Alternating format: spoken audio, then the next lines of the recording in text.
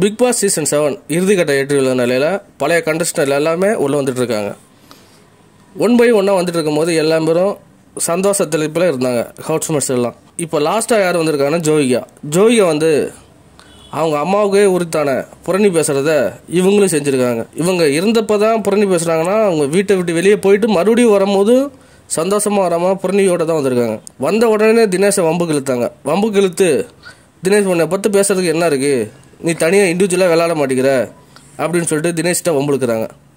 வம்புழுத்த முடித்த அடித்த கையோட மாயாட்ட போயிட்டு உன்னை பற்றி தப்பாக பேசுகிறவங்களே நீ கூட இருக்கிற, நீ இந்த சீசனில் நீ இல்லைன்னா இந்த பிக் பாஸ் 7 சீசனே இல்லை, டம்மியாக போயிடும் அப்படின்னு சொல்லிட்டு மாயாவை இன்னும் கொஞ்சம் தூண்டி விட்டுருக்காங்க. அதை பார்த்த மாயா ரொம்ப சந்தோஷத்தில் இருக்காங்க. மற்ற ஹவுஸ்மேட்ஸ் எல்லாம் சோகத்தில் ஆழ்ந்துருக்காங்க.